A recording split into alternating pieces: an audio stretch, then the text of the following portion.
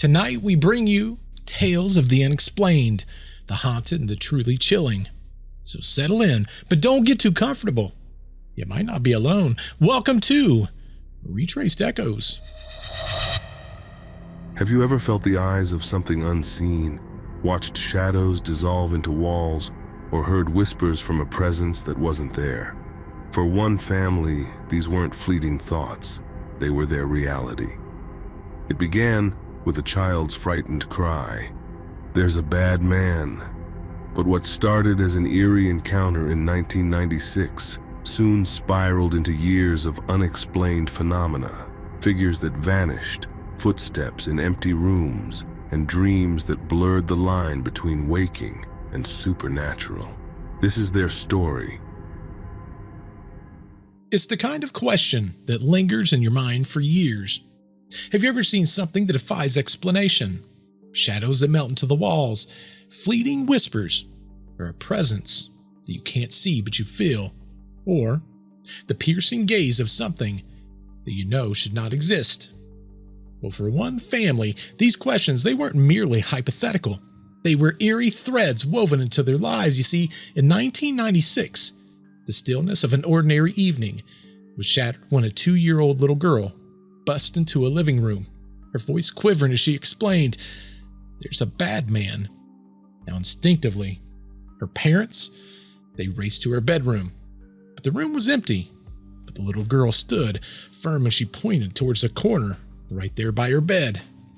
She was convinced he was right there. Her parents searched every possible hiding spot. We're talking about the closet, the window, and even under the bed. There was nothing. A few months later, the girl, she kind of relaxed, her fear melting away. Her happiness, it returned to her toys, seemingly unfazed by the unexplainable encounter that she had had. Now, for her parents, however, the memory lingered. The years passed, but the shadows, they didn't stay away. In 2005, late one evening, the mother was resting in the sofa in the living room, the hum of a quiet house enveloping her as she drifted just to the edge of sleep. Then she heard it. It was movement. A man, an unmistakable figure, walking right past her, heading to the front room door.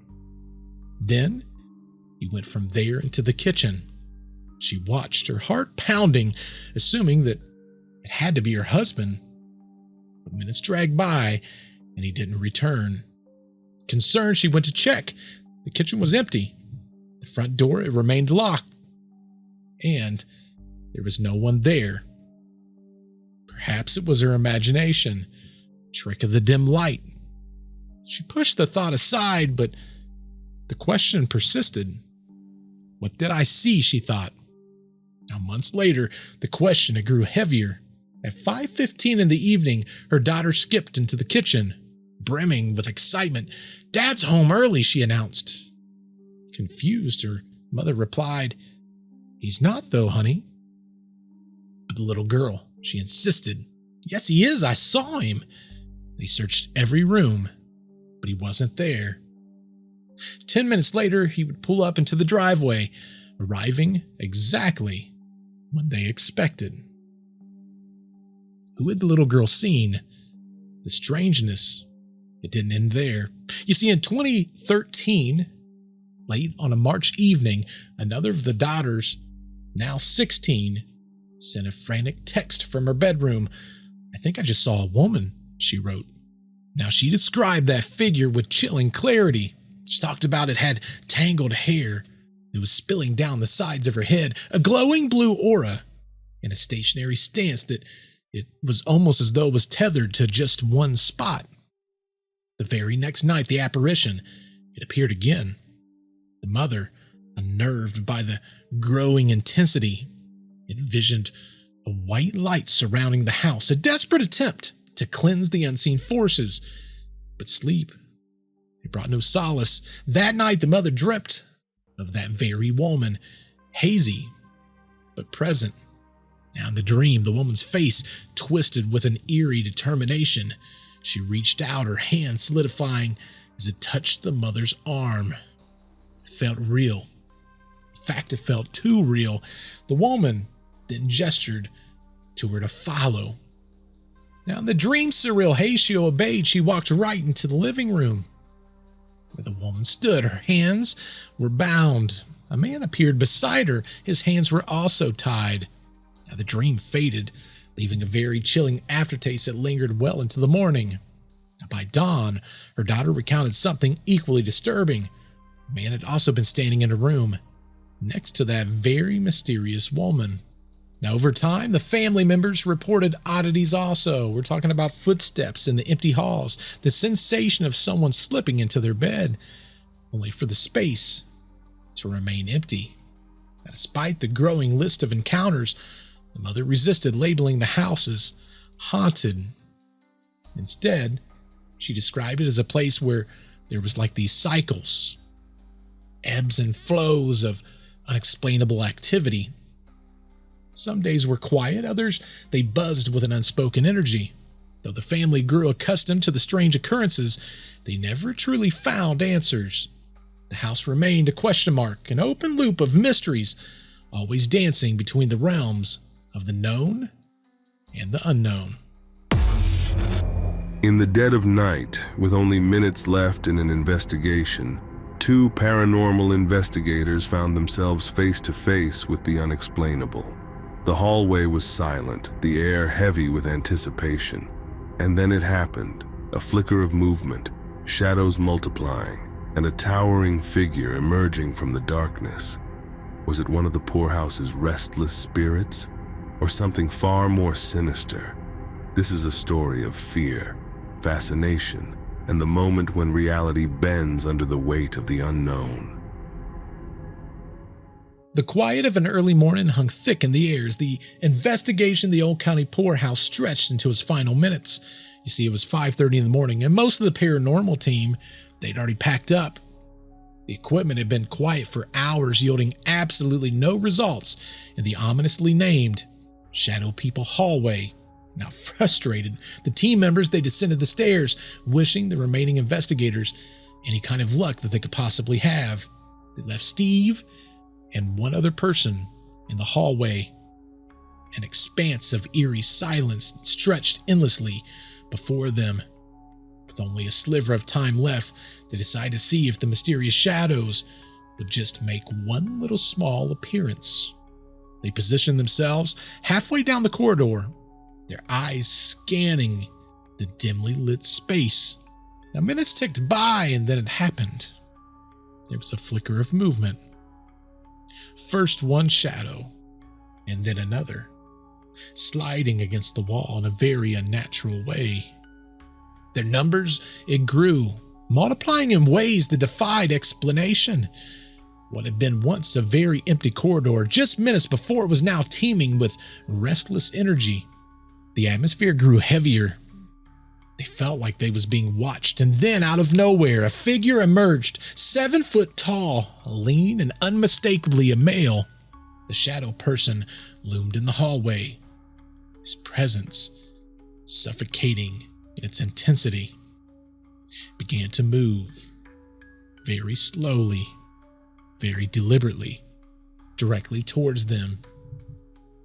As the two of them stood frozen, their mouths wide open, gripped by the sheer impossibility of what they were witnessing, their equipment, it hung very uselessly in their hand. You see, the movement, it was too raw, too surreal to even consider reaching for a camera.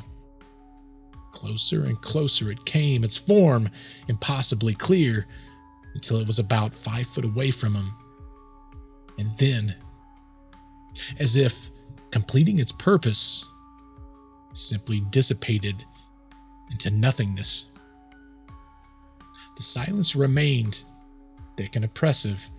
Now the two investigators, they exchanged a glance, the shock on both of their faces as they looked at each other, until they had a very nervous grin that would break the tension. You see, they had seen it. They had really seen it. And it left them questioning everything. Later, they would speculate on what the entity might have been. They thought perhaps it was Roy. Now, Roy, he was known in the poorhouse as being someone that may have lived there before.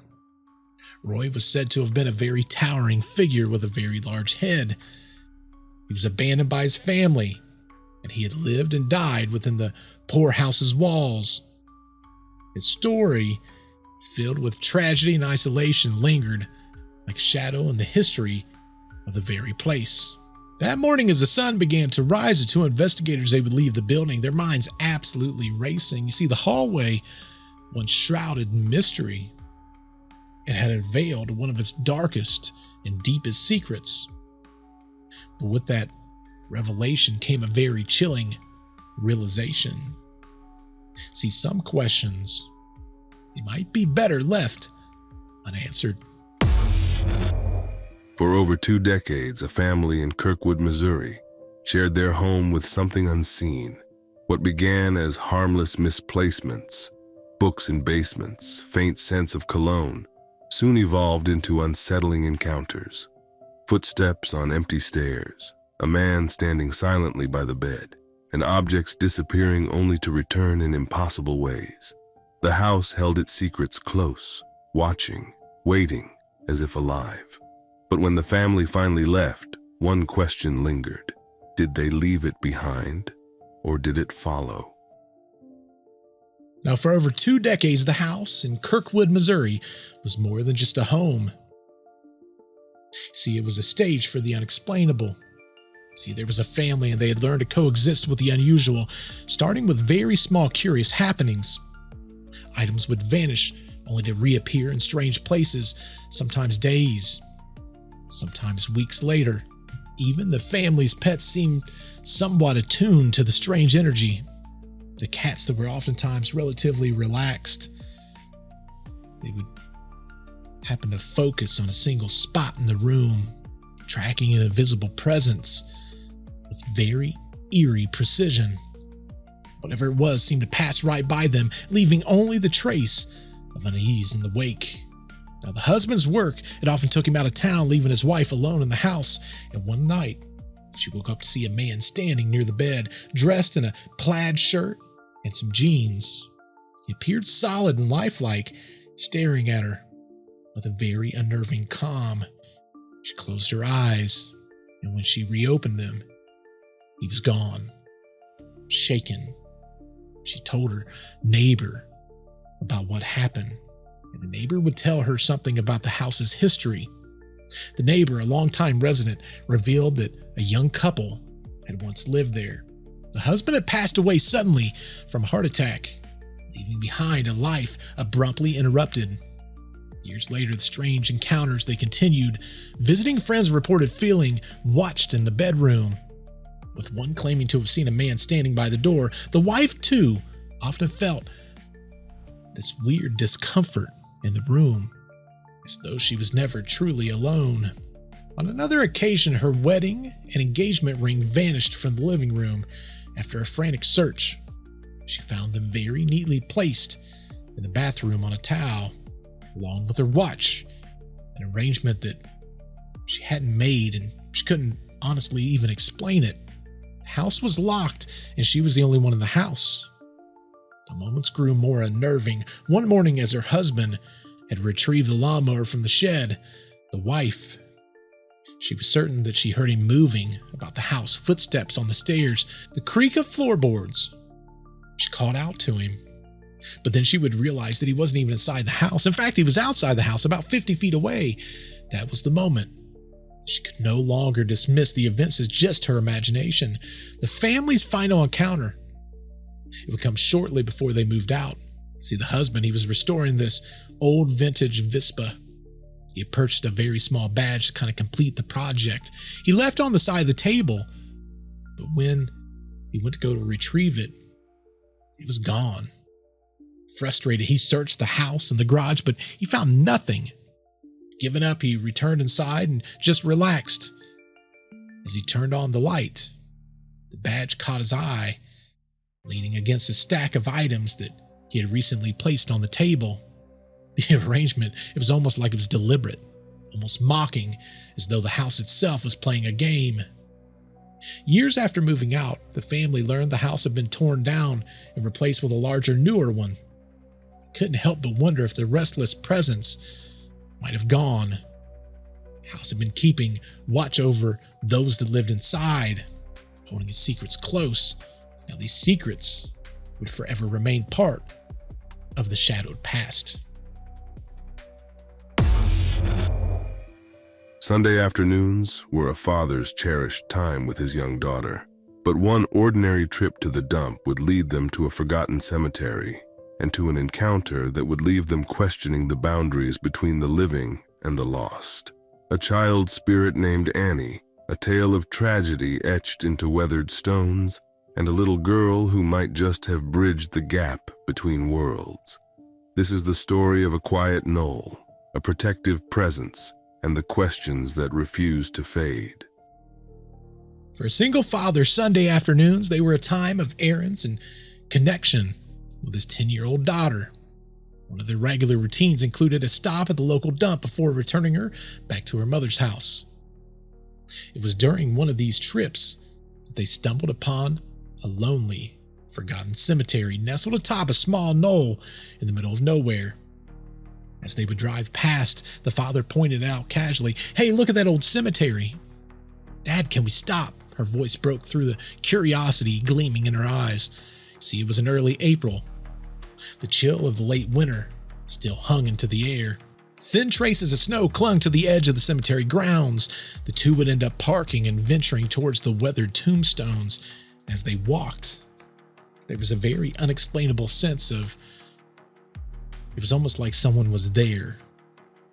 See, for them, it wasn't a case of fear. It was just the odd sense that there was a presence there at all.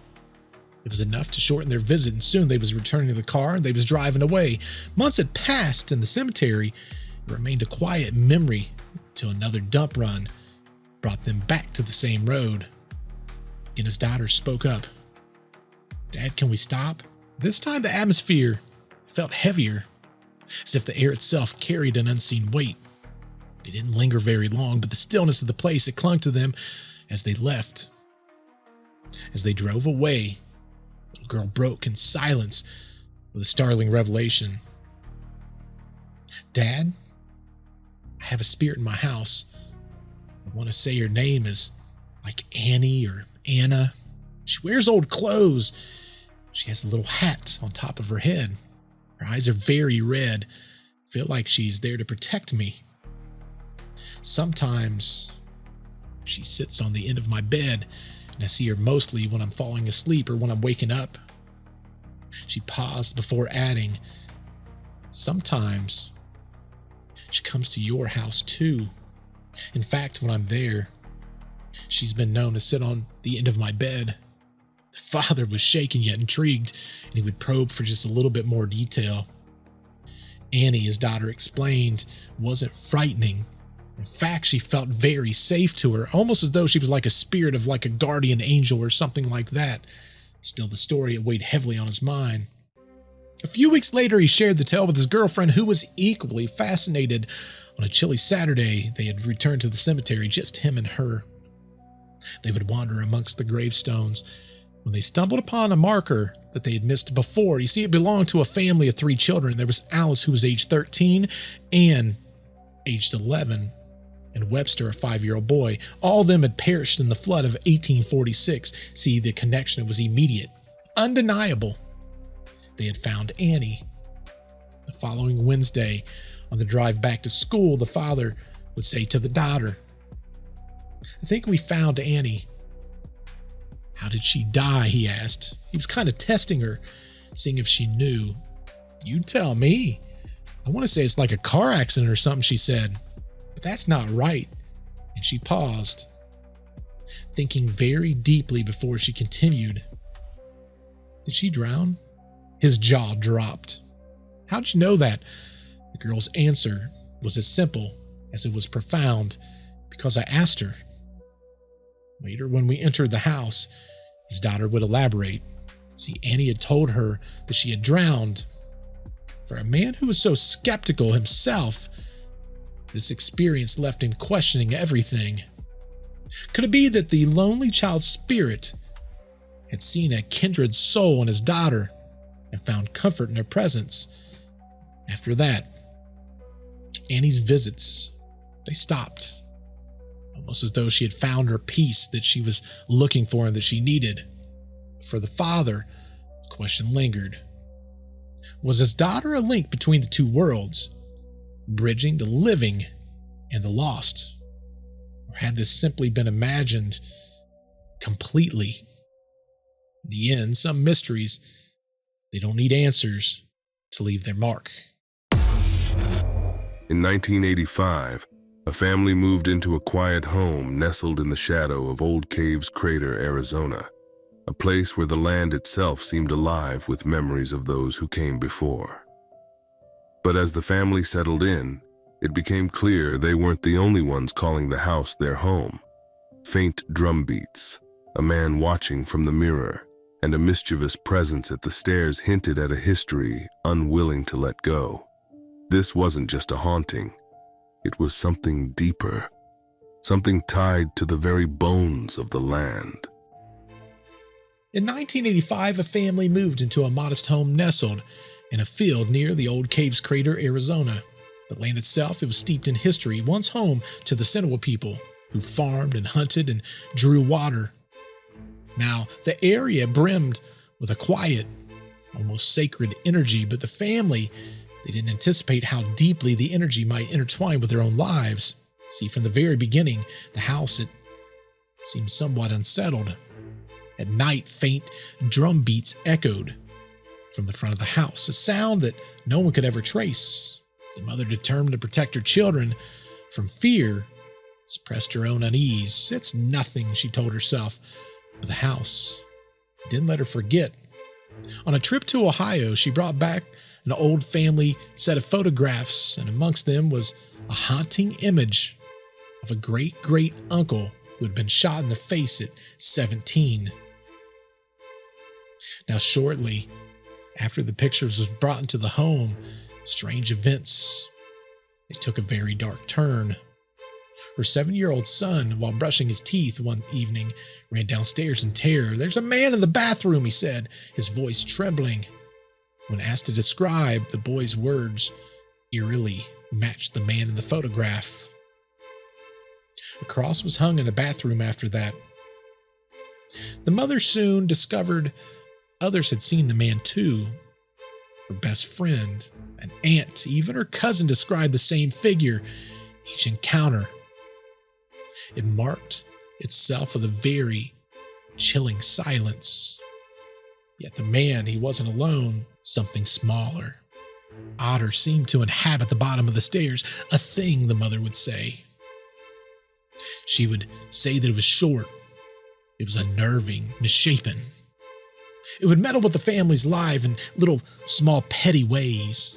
Like it would do things like hide clothing or watches, even money, only to return them a year later in the exact spot that it had been taken from. Now, the disturbances, they escalated. Televisions would turn on by themselves, banging noises that would echo in the kitchen. On one chilling evening, there was counting that was coming from the house. It was muffled and it was coming from upstairs. As the mother would go investigate, she saw a very small, playful entity darting back and forth amongst the room. But the very moment that she would kind of fixate to try to figure out what it was, it would disappear completely before she could see exactly what it could have been. She was desperate for answers, so she called in a sensitive who confirmed her worst fears. See, something evil was residing in the living room. The sensitive would reassure her, though, that at the very bottom of the stairs there was a benevolent force, a light, almost angelic presence that was protecting the home. The mother, she clung to the small comfort, though it did very little to ease the relentless strangeness. In 2003, the family finally left the home. The father, despite never believing in ghosts, admitted that he couldn't explain what he had experienced in that very house. He left with little more than the items in the garage, abandoning everything else that was inside the home. Now, years later, the mother learned that the new owners, they discovered pottery that was buried in the yard, artifacts that hinted at the area's very rich tribal history. Could it be that the spirits of the land were making themselves known Or were the disturbances by the presence of the outsiders? Whatever the cause, the family, they never found peace in the home. Even after leaving, they carried its shadow with them, each strange memory and testament to a home that refused to let go of any of its numerous mysteries. Not all parties end when the guests leave. For one group of friends, a farewell gathering turned into something far more unsettling. Late into the night, a slow, dragging sound echoed through the house, a rhythm that would later reveal a truth no one could have expected. Was it the memory of a devoted grandfather returning for one last check, or something more sinister watching over its home? Now, in their early 20s, a group of friends oftentimes found themselves couch surfing and partying into the night. One weekend, they were invited to a house that, well, stood empty, awaiting a new family's move-in day. See, the daughter of the family that was leaving, she stayed behind to keep an eye on the property. And with her blessing, her friends decided to throw a farewell party. Laughter and music filled the halls of the soon-to-be vacant home, creating a night to remember. As the party died down, most of the guests left. Only a handful remained, except for the daughter and her ex, who decided to crash on the couch for the night. You see, the boyfriend, he couldn't sleep without a pillow, so he'd ask her where he might be able to find one. She would say, "Well, you can find one upstairs, up in my parents' room." She assured him that she'd be able to borrow one right off the bed. So he'd go and he would navigate through the darkness of the house. But as he would reach the room and retrieve a pillow, and he started heading back, he heard a noise that stopped him dead in his tracks. From the kitchen below came a sound of footsteps, very slow and very deliberate, accompanied by the faint dragging sound. Step, drag, step, drag. Frozen, his eyes caught the shadows shifting just beyond their line of sight. It was something that was moving across the tile floor, shuffling steps echoing into the darkness. Now, logic kicked in. Perhaps this was just another partygoer that just hadn't left yet, that was wandering the house in search of something, maybe a way to leave, determined to lock up behind them. Perhaps it was another partygoer who had just not left yet, wandering the house searching for something, determined to lock up behind them. He descended to the kitchen and flipped on the light. The room was completely empty. The back door, the only exit, was bolted shut. There was no one else there. Shaking off any type of unease, he would return to the couch and slept without even mentioning the encounter. It didn't seem frightening, it just, if anything, seemed somewhat strange. The following week, the group returned to the same house for one last get-together before the family officially moved out. As the evening wore on and the drinks flowed, the conversation turned to ghost stories.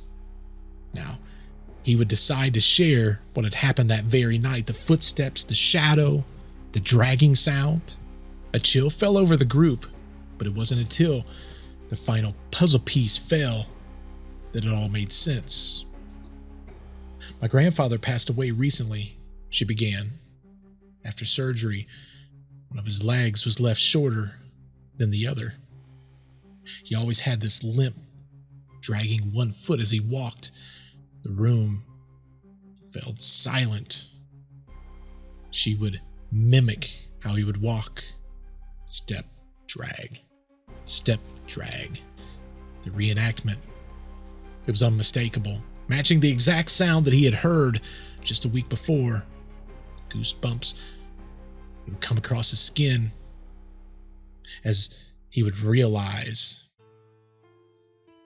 the implications. Had the grandfather returned to his old home for just one last visit?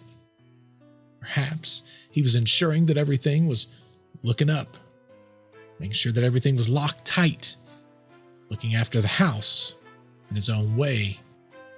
That night, as the story circled the room, the atmosphere grew heavy with both awe as well as unease. Everyone was left spooked, but somehow comforted. If the grandfather had indeed returned, it seemed that he was just doing what he had always done, kept watch over his family, even in death. And that's it for tonight's journey into the unknown. If you enjoyed these stories and want to hear more, don't forget to like, subscribe, and hit that notification bell so you never miss a chance to step into the shadows with us. Do you have a story of your own? I would love to hear it. Go to our website, or you could tell it in the comments down below. Submit your story. Who knows? Maybe you'll be the next story on the podcast. Until I see you next time, goodbye.